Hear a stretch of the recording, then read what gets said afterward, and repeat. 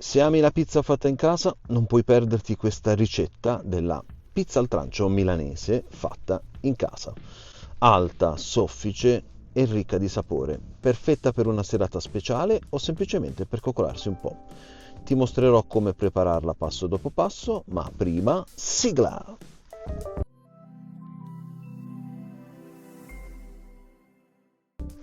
Partiamo dai nostri ingredienti, li trovate in descrizione. Vado a sciogliere il lievito nell'acqua e poi vado a versarci anche il sale e adesso verso tutta l'acqua con il lievito, poi l'olio e inizio a mescolare con la mia famosissima frusta danese. Ecco qua, faccio sì che l'acqua venga tutta assorbita dalla farina e poi inizio a fare delle pieghe dal basso verso l'alto. Ecco qua, brutto, grezzissimo. Questo sarà il primo risultato. Vado a coprirlo per un quarto d'ora circa. Dopo un quarto d'ora, ecco qui il mio impasto, vado a fare delle ulteriori pieghe. Risulterà già più liscio, altri 15 minuti e proseguo con delle altre pieghe. Quindi la prima fase sarà caratterizzata da questo. Ecco qua, sempre più liscio il mio impasto, altri 15 minuti. Ecco qua, sempre più bello, ulteriori pieghe. Stavolta prendo l'impasto e lo porto sul mio banco di lavoro e ci do delle pieghe aggiuntive in questa maniera. Ecco qua, ci siamo. Vado a pirlare leggermente l'impasto. Guardate quanto è bello liscio. Chiudo a campana per altri 15 minuti. 15 minuti sono passati e adesso vado a fare delle piccole pieghe e poi successivamente andrò nuovamente a pirlare. Adesso l'impasto dovremo riporlo in un contenitore precedentemente oliato, possibilmente che vada in verticale, e adesso lo faremo riposare o lievitare fino al raddoppio. Infatti vado a mettermi un segno qui con un pennarello in modo tale da vedere effettivamente la lievitazione. Trascorso il tempo, ecco qua il mio impasto, lo vado a rovesciare sul banco di lavoro e vado a darci delle pieghe successive. Ecco qua, una pirlatura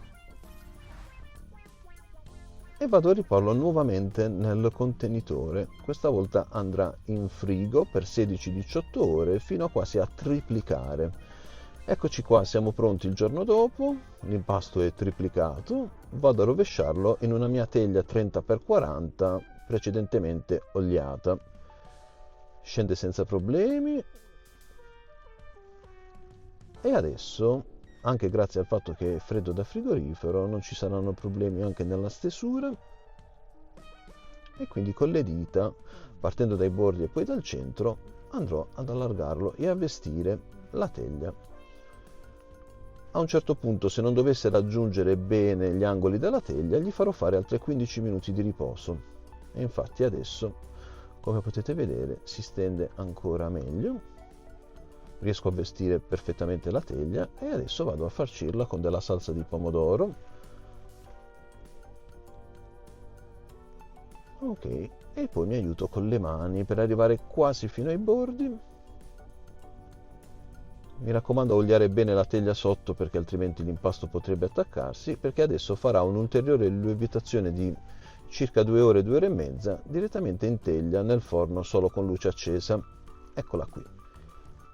Lievitata, ci aggiungo un filo di olio e siamo pronti per andare in forno. Cottura a 240 gradi statico per 12 minuti circa nella parte sottostante e dopo 12 minuti tiro fuori la teglia per aggiungerci un tipo di fior di latte abbastanza asciutto in modo tale che non rilasci troppa acqua per altri 3-4 minuti Ed ecco qui la nostra pizza al trancio milanese fatta in casa, soffice, alta e con quel mix di sapori che conquista al primo morso. È una pizza davvero buonissima, perfetta per una cena in famiglia o per sorprendere gli amici. E grandi e piccini l'adoreranno, ve lo garantisco. Guardate che bella alveolatura. Se questa ricetta ti è piaciuta, ti invito a iscriverti al canale per non perdere i prossimi video. E lasciate un like per supportare il mio lavoro e condividete il video con chi amate, così tutti potranno provare questa bontà. Vi assicuro che era davvero davvero buona e guardate quanto è soffice, sparita in pochi minuti. Al prossimo video, ciao!